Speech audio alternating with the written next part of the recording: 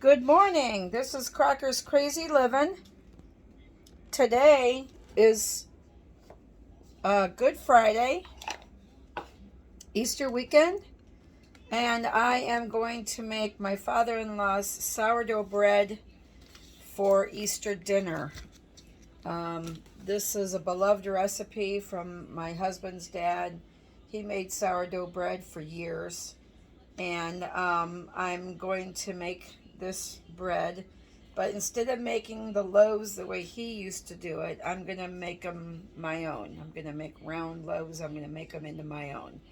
So I thought that I would share this recipe with you and how I go about making sourdough bread. Bread making is it's not hard, but it definitely is a technique to making bread. And I make decent bread.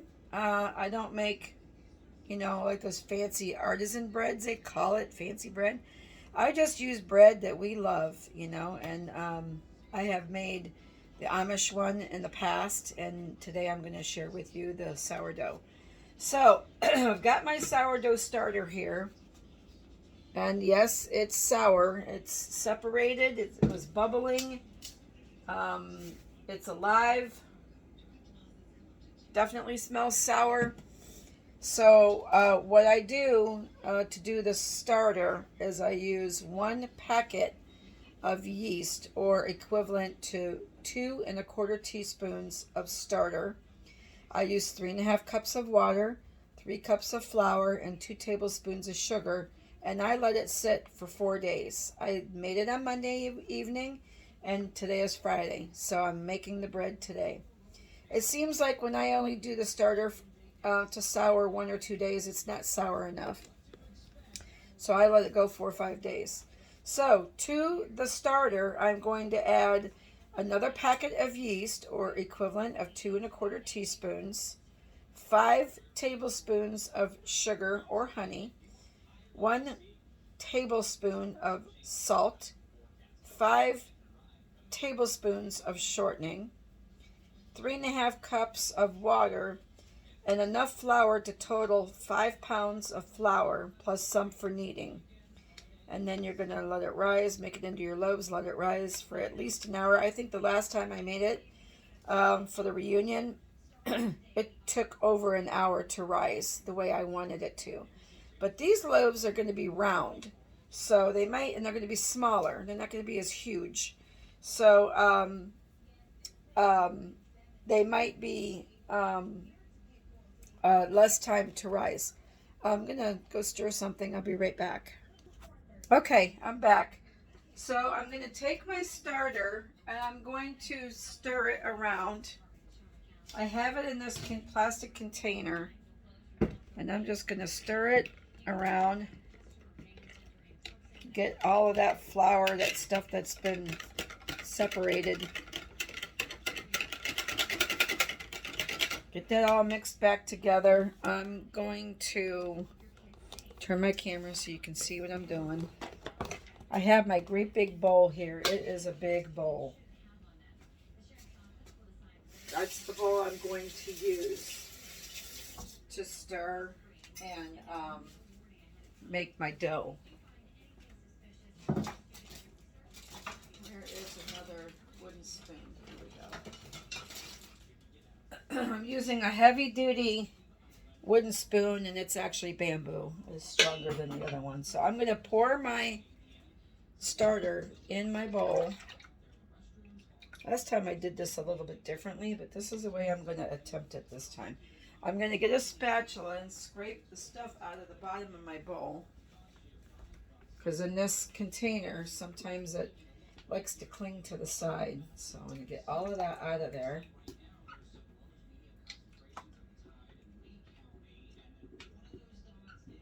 I wished I would have thought about making bread with my father-in-law on YouTube before he passed, but I just didn't think about it. It was my daughter-in-law and my son that convinced me to even come up with a page.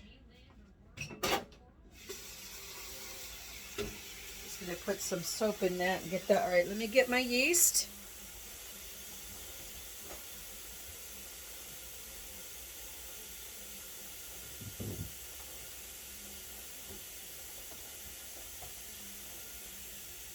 let me gather my ingredients. I'll be right back. Okay, so making this bread is kind of, I didn't, when I helped him make the bread last, when it says 5 tablespoons, it's not tablespoons like this. It's tablespoons like this. So, except for the yeast, that the yeast has to be precise. So that is 2 1/4 teaspoons of yeast is going to go in with my starter. So there's 1, 2 1/4. I just buy a jar of yeast because I've been making bread more often lately than I used to. So I just get the jar of yeast instead of the packets. All right, so that's the yeast. 5 tablespoons of sugar. So yes, I'm going to use this spoon. 1, 2, 3,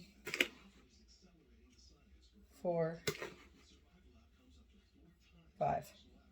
I can use honey if I wanted to, but I just used all my honey for a different project, so I don't have any more right now. Put the lid back on here.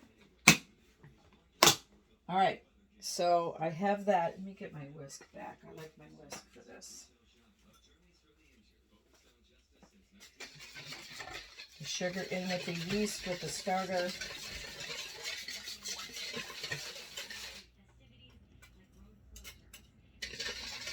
Get it all mixed around. This. 1 tablespoon of salt. Now I do use a regular tablespoon for this. I don't use that heaping one for the salt. 1 tablespoon of salt. Okay, 5 tablespoons of shortening. So again, I'm going to use this tablespoon. So it's 1,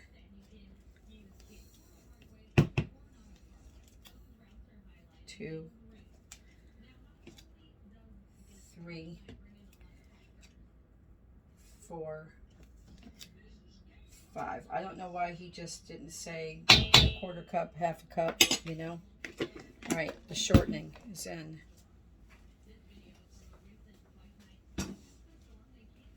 Then he started kind of like just stirring this all together. And he stirred it with the flour, and then he would add more water. I didn't do it that way last time. I had a pretty big mess on my hands. 3 1/2 cups of water. So I'm going to get my other big measuring cup. 3 1/2 cups of water.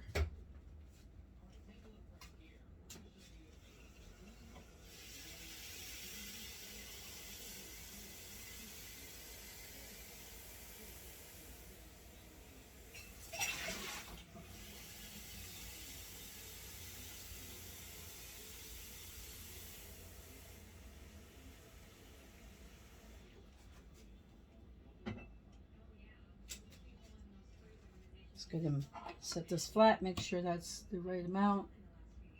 Yep, and you definitely, this recipe definitely does take the 5 pounds of flour plus, I'm going to just throw a little bit of honey in here. I have a little bit in this bottle. So I'll just do that, and then I'll get rid of the bottle. Might as well use it all up. Won't hurt nothing. It'll just make it even better. I really don't know, even though his recipe says honey. I don't think he ever used honey, honestly. Alright, so now what I'm going to do is I'm going to start adding the flour a couple of cups at a time and stir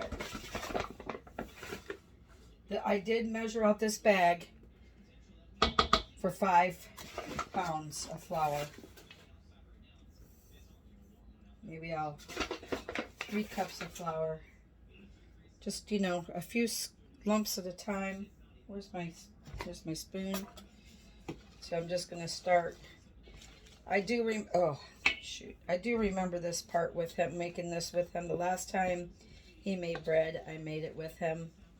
And I did watch him.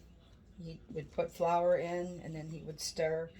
And he would put flour in, and then he would stir. And he'd put flour in, and then he would stir.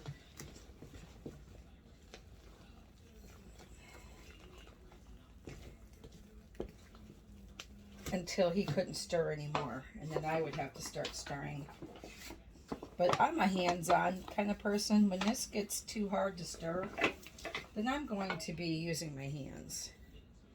It's just the way I am. It's just what I do. I use my hands a lot when I'm cooking or baking. And stirring, I make a huge mess when I stir stuff. So, okay, so it's starting to get kind of like this. So I'm going to add some more water. Add water to it. And stir.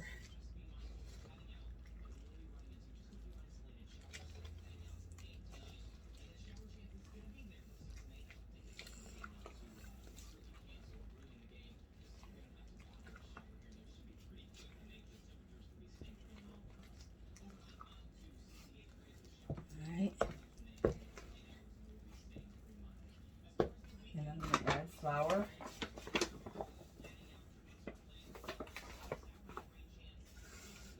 Add water. This recipe makes a lot of bread dough.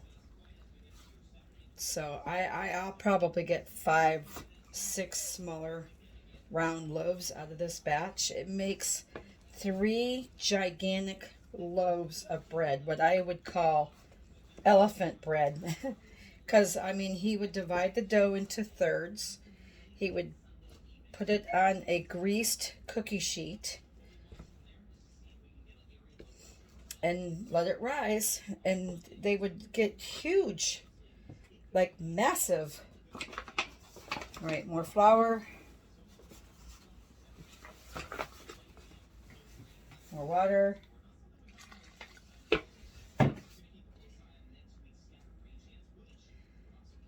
As you can see, my bowl is getting full. This is the perfect bowl for this, though.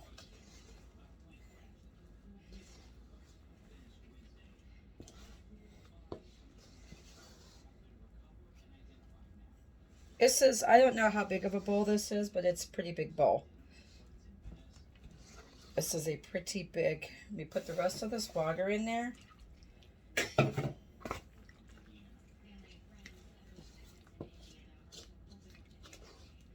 Last time what I did is, 1 minute.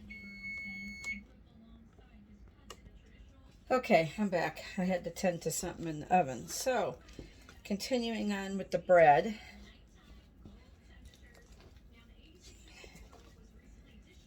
I used all the rest of that water. I'm going to put more flour in it. It's still pretty wet.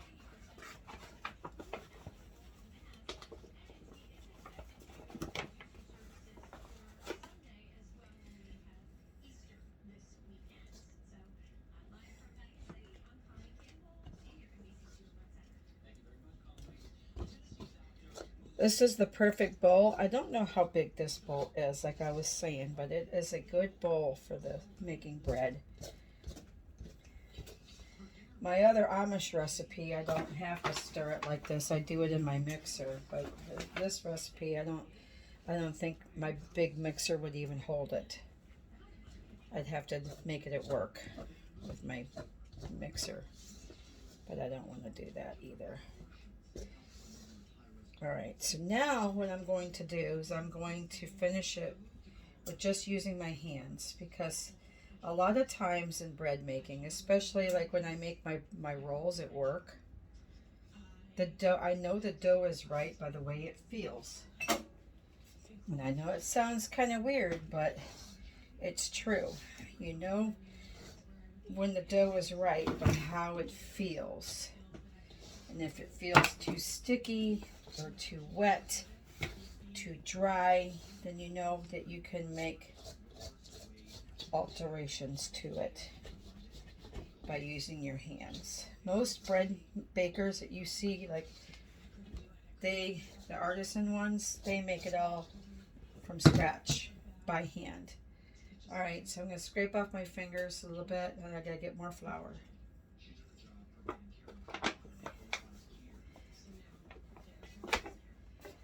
I don't want to dump it all in at one time. I just want to work it in as I need to.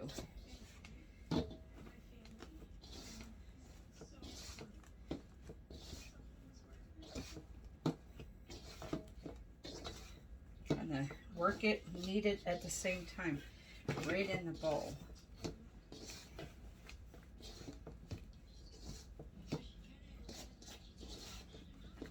Working that dough, flip over my dough, starting working it on this side.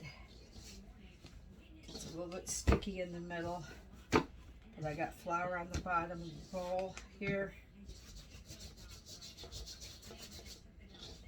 Sweep it off, try to get it mixed in there. You see what I'm doing?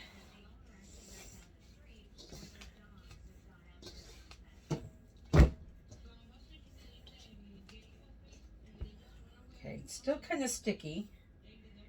So I'm going to put the rest of that flour in there.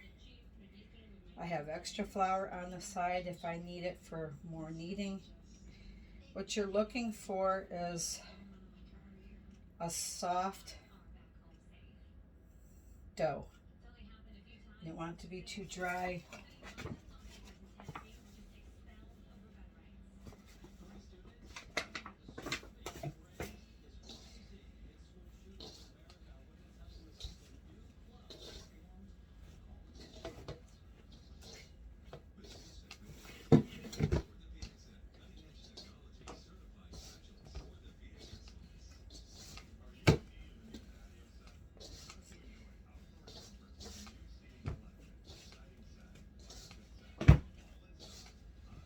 It makes it easier actually to knead it right in the bowl, because usually I'm having to fit with a board. I don't have counter space in this small kitchen of mine. It's just a tiny apartment, so I don't have a lot of counter space. I don't have any counter space. I see it's still sticky right here. I'm going to dump in the rest of this flour. You don't want the dough sticky, that's for sure.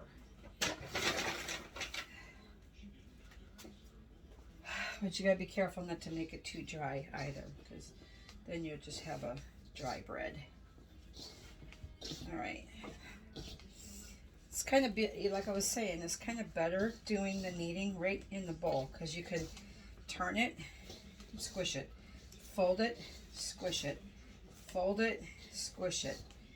Just see, it makes it a lot easier actually to do it this way. Flip it over.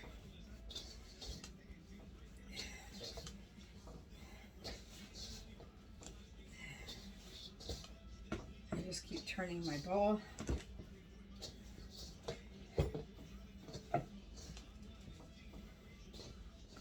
It's still sticky. I get a little extra flour here on the side.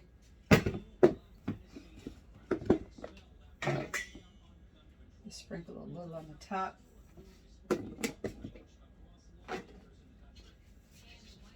That should be it for the flour.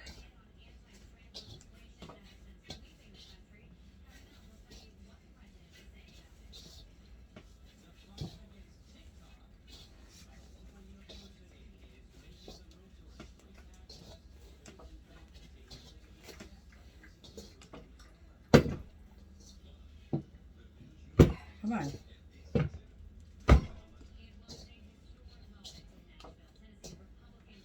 All right, I think I got it. Pretty good. It's soft to the touch. Doesn't feel dry. It doesn't feel overly sticky. It's still just a little touch wet, but I'm gonna let it go like this. I'm gonna divide it off. God only knows how many loaves I'm gonna get, but I'm gonna divide it, and I'm gonna make round loaves, and then I'm gonna set it off to the side on my stove and let it rise. And then a lot of the artisan breads have crisscrosses on the top or slashes or something. I might try that, but they show that they let it rise first and then they slash it, but then they might let it rise again. I think a little bit more flour. It's still too sticky. They might slash it after the first rise and then let it rise up again. Some of the videos don't really show that. They show you slashing it and then baking it, but I don't think they do, because when you slash it, I think it makes it fall. It takes the air out.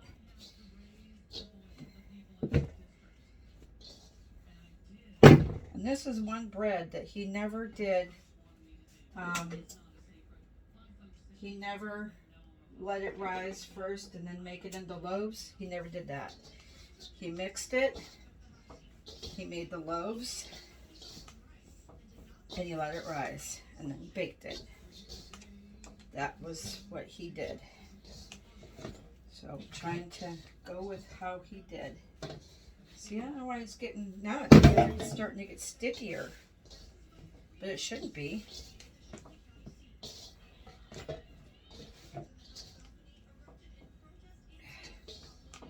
All right, so that's all I'm going to do with this big hunk right now. Sorry about that. I know I just jostled you everywhere. I'm going to go ahead and just divide it off. I'll get my board out, and I'll knead each bit at a time with extra flour. I'm not going to keep adding extra flour to all of this. So let me pause you, and I'll go get my board, and then I'll come back. Okay, I got my board. Put some non-slip underneath my board so it won't move. I divided my dough into 4 chunks, and I just sprinkled my board with some flour, and I'm just taking one section at a time, and I'm just kind of kneading it around again a little bit more. It's getting softer. It's getting smooth on the top. Now I'm going to roll it around. I'm going to make it into a ball if I can.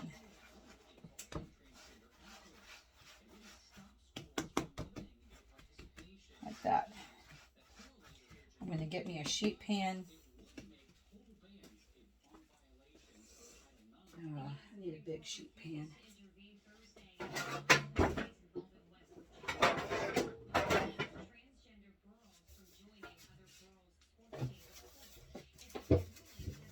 I'm going to put some parchment paper on it. A sheet of parchment.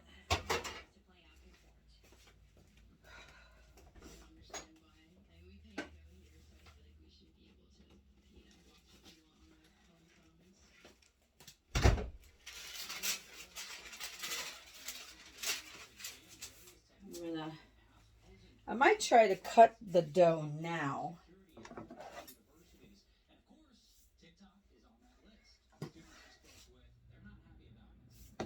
Just takes a sharp knife. There, I got a nice little crisscross on the top.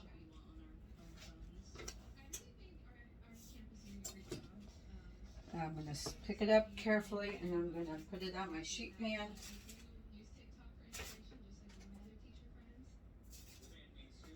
I'm going to try to get 2 loaves in a pan.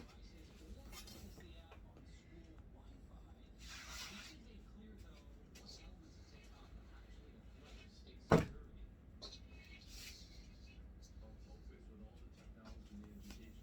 little bit sprinkle on the top. Just kind of like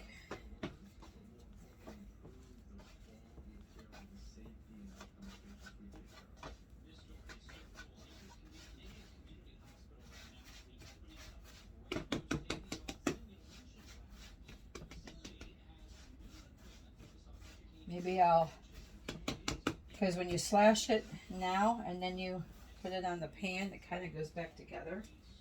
So I'm going to slash it on the pan.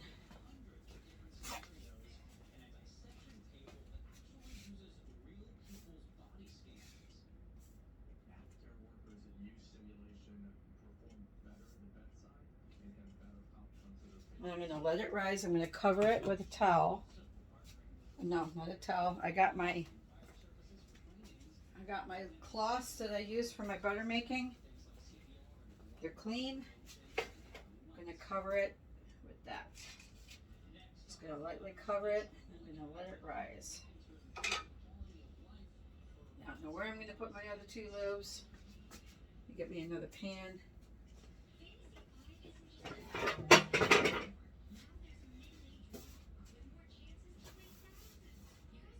Just wipe it off to make sure I don't have any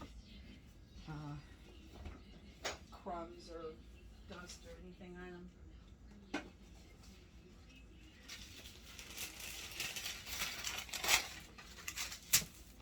All right, I don't know where I'm putting these ones. I need more room in here.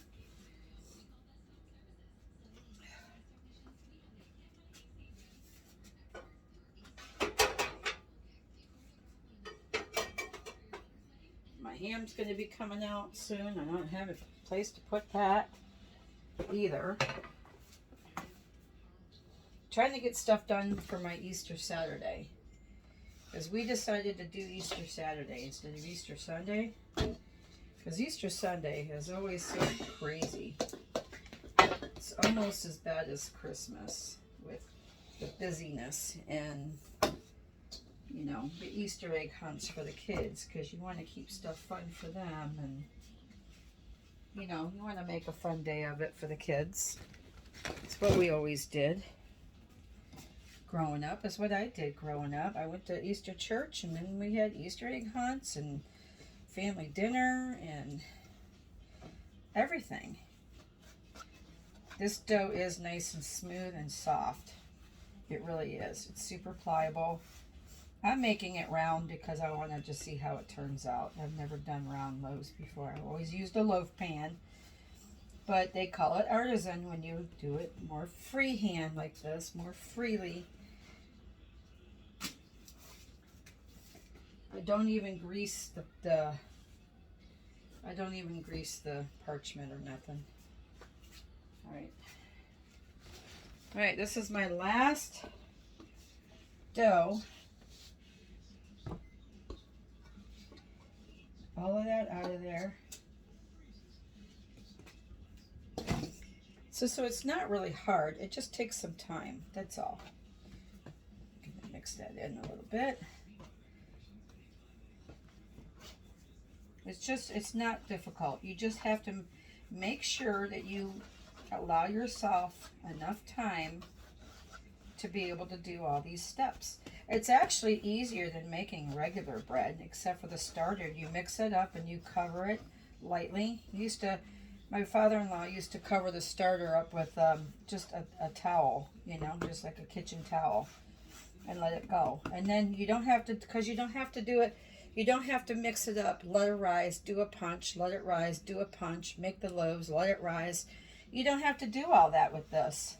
It's mix up the bread, knead your bread, make your loaves, and you're pretty much done. And the bread does the rest.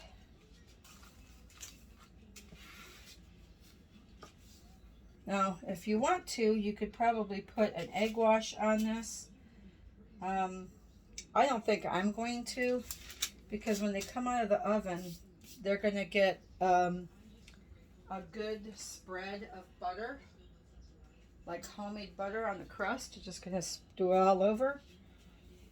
And that's the way it is. That's the way it's going to be. So there it is.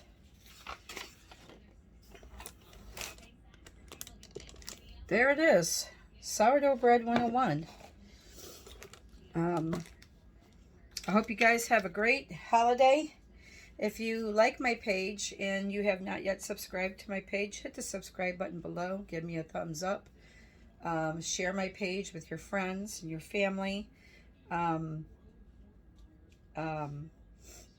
If you have any questions or comments, please leave them in the comment section. I would appreciate that, and I'll do my best to answer your questions. And that's it for sourdough bread. I hope you guys have a great Good Friday, And I'll catch up with you next time on Cracker's Crazy Lemon. Thank you for joining. Have a great day. Bye.